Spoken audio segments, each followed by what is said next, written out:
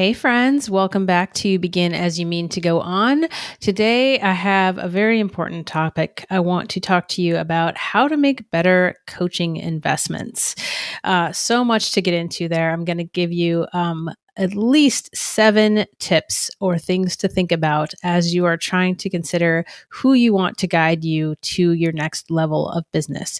Before we get into that, of course, I want to welcome new and old listeners alike. But for my new listeners, if this is your first time with us on the podcast, then I want to invite you to go ahead and listen to the whole episode.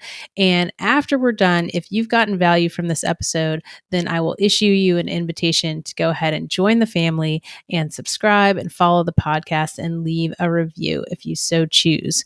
Okay, but I want you to know what you're getting first. So let's go ahead and get into it. The reason I wanted to talk about this topic is because the coaching industry is, how do I say this, a shit show.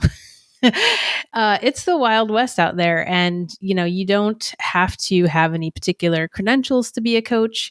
And having credentials doesn't necessarily make you a better coach. So, as you're out here trying to figure out, who is going to guide you in your business, I'm seeing a lot of people that I'm connected with who have made some investments and really aren't happy with what they're getting. Right. And they got caught up in marketing hype, and then they got on the inside and now they're disappointed, and, they've invested quite a bit of money. So, here's the thing, like, these tips I'm going to give you, they're absolutely going to help you make better decisions, but nothing is foolproof. And it's a given that we're all going to make bad investments in our businesses. Like, you just can't escape it. What you can do is be decisive, right? You can make decisions based on the best information that you have at the time. And then if it doesn't work out the way you want, you can use that information. You can mine those lessons to inform your decisions in the future, so that as you grow in your business and in your personal development, you make better and better decisions as you go on. So I don't want you to take this as this is the foolproof way to never hire badly or invest badly. Okay. It's just some things I've been thinking about that are going to improve your chances. So let's get into it. The first tip is I want you to be clear about the outcome that you're looking for. So what is it that you want on the other side of this experience with this mentor or coach or consultant or whoever it is? What do you want to have happen? What do you want to gain from that relationship? So sometimes that might be, financial ROI. It might be getting more clients. It might be improving your skills, or some combination of those 3 things. So be clear about what that is, and then evaluate your opportunities with those things in mind. The next thing is consider the source. And by that, I mean, people are at all different phases of business, and you absolutely want to be learning from someone who is further along than you are. But sometimes if people are so much further along, the advice that you're going to get is not necessarily going to be tailored to your stage of business. And, everybody suffers from that sort of expert's curse, right? Where we get so good at something, or we get so far along and we forget what it was like to struggle in the beginning, what it was like to be a beginner at something. And it's really hard. It's a skill, right? To be able to recall that and retain that beginner's mind and use that to really connect with the people that you're trying to help and bring them along. And not everybody has that skill. So, consider who it is that is going to be coaching or mentoring you, and whether they're able to connect with where you are at your level.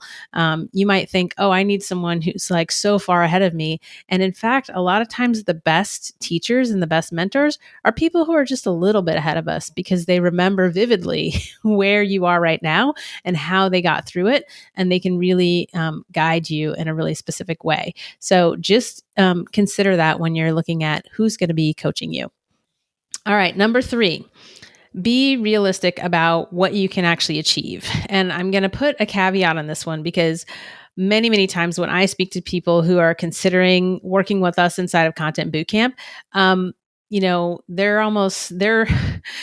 unrealism goes in in the other direction, right? They don't have like pie in the sky thoughts about what they can achieve. They actually have too little belief about what they can achieve. And so part of the value of being inside the container is networking and just kind of marinating in with a group of people who have big dreams and big vision, and being able to broaden your vision.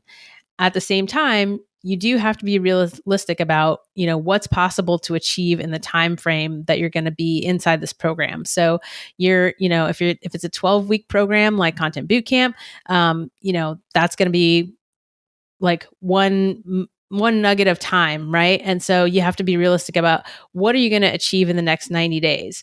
Now, one of the things about that I love about bootcamp is that the things that you do inside of working with us are things that you're going to take with you into like throughout your business and throughout any business that you might start. They're core skills. They are foundational things that are going to serve you no matter what else you go on to do. So keep that in mind as well. But if you come in and you think, there's a lot of stories and testimonials about people who came in and they came in and they made $20,000 in the first 2 weeks. And like, I have those testimonials too, right? Those things happen. But also you have to think about, are you coming in with a brand new business or no business at all and wanting to start one? Are you coming in with somewhat established business, but a really tiny audience? Like, those are all the things that affect how fast you can achieve results. And so you have to do that calculation for yourself so that you can have a realistic picture of, what are you going to get out of this and what is a reasonable ROI to expect within the program. And then, you might get ROI far beyond when you graduate from a program because of the skills that you've gained. And speaking of skills, that brings me to number 4, which is that you can almost always go right when you're improving your core business skills. So things like communication, leadership, marketing, sales, core things that you really need to level up on to be able to scale and grow your business. It's almost always worthwhile to invest in something that's going to improve those skills.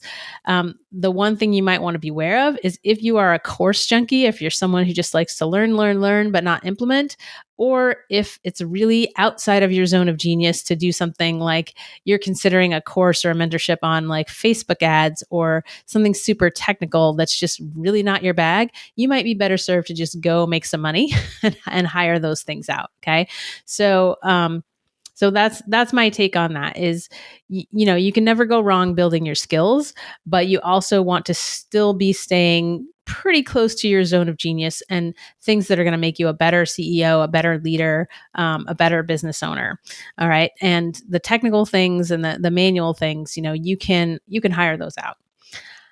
All right, number 5, let's talk about how much should you invest, because cost is a factor for most people, and it's one of the things that keeps people from investing in their businesses.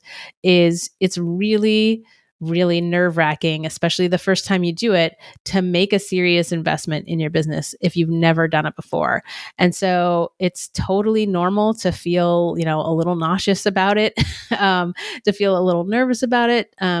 But also it's kind of good to feel that way, because if you don't, then you're not getting outside of your comfort zone, and outside of your comfort zone is where all the growth and all the good stuff happens. So, you want it to be at least a little bit uncomfortable. And I'm going to suggest that you use that feeling to really spur you into action, right? If you have this feeling like, ooh, I did this thing, now I better make it work. That's good. Like, get to work, right? That's a good feeling. But you also don't want to be, putting yourself in financial jeopardy. So you're going to be like endangering, your basic needs by investing in some kind of business course or program. So I think, a good frame of reference for this, if you have none at all, is if you can get an ROI from your investment by getting like 3 to 5 clients, right? That's a reasonable amount of risk, right? Because you should be able to get 3 to 5 clients within going through a programs if it's focused on marketing and sales and things like that. So, or, if you're hiring someone to do something for you that's in the marketing and sales realm, right? If you can get your ROI by getting 3 to 5 clients, then that's a pretty that's a pretty reasonable risk.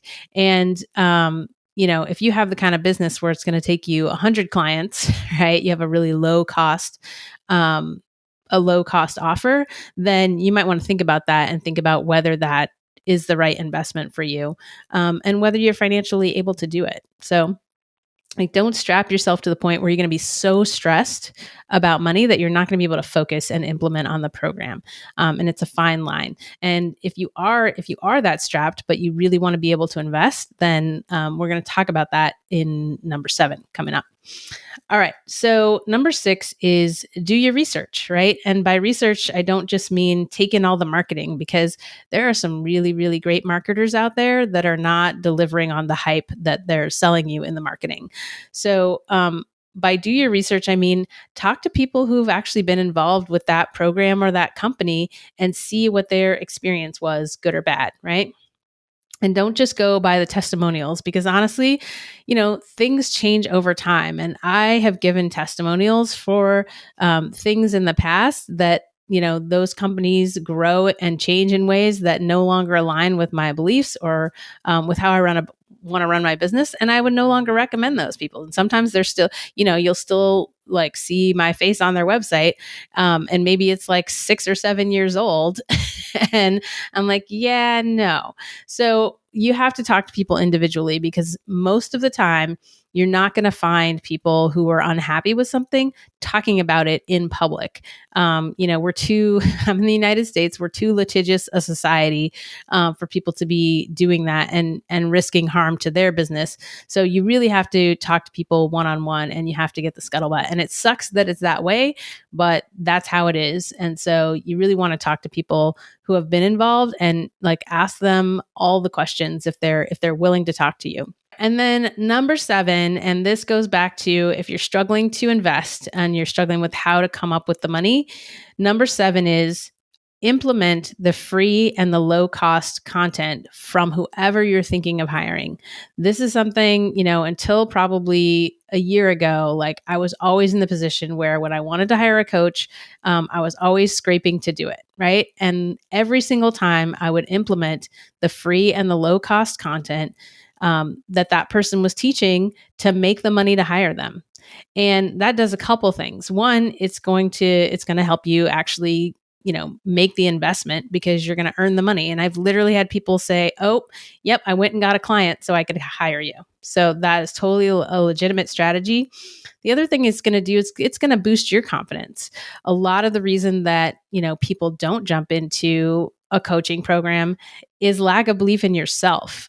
And, you have to be able to make that leap. So if you're taking their content that's free and low cost and you're implementing that and you're seeing results, that means that one, you prove to yourself that you're capable of implementing and getting results. And 2, you're proving to yourself that the things that this person is teaching are things that get results for you, right? And so you can feel pretty good about going up a level and actually hiring to work with them directly.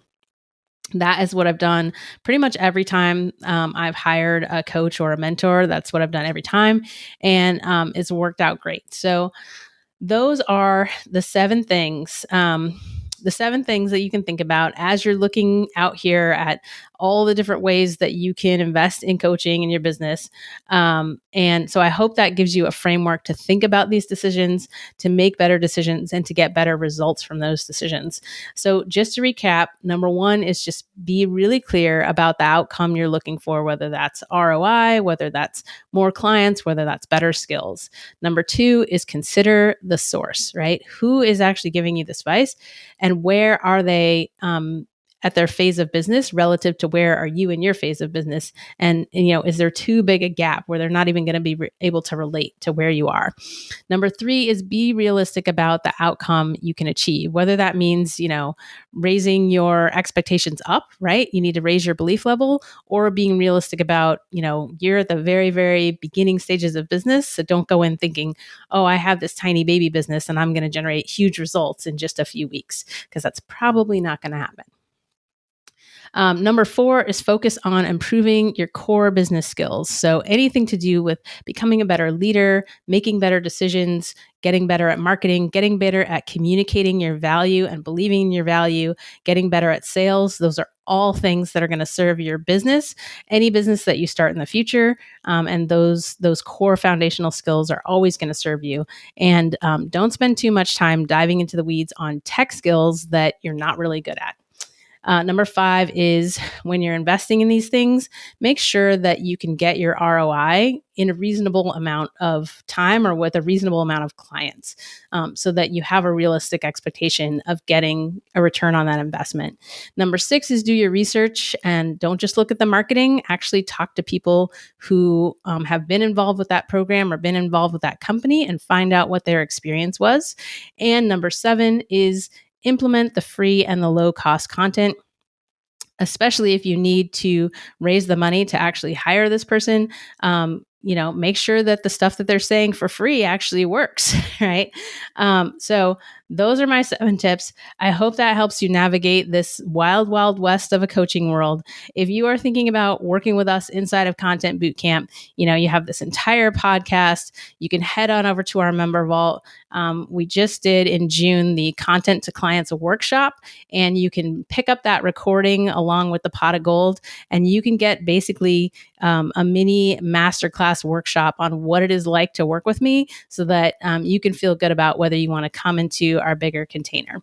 If you're listening to this as it's published in July, that is when we have our summer special. So if you join us in July before the end of the month, you get 2 extra weeks free inside of the program. That means you get 14 weeks with me and my brain on your business, helping you implement and get clarity about your offer, your audience, and your messaging, and then take action so that you can actually build your body of content so you can put yourself in a position to be able to scale, which is super, super important for a service business.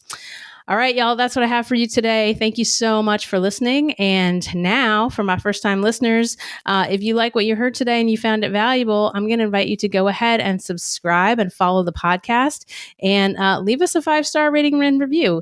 At the time of this recording, I had 59 reviews, and you could put us over the top and be our 60th review. All right, y'all. Thanks so much for listening. And until I see you again, don't forget to begin as you mean to go on.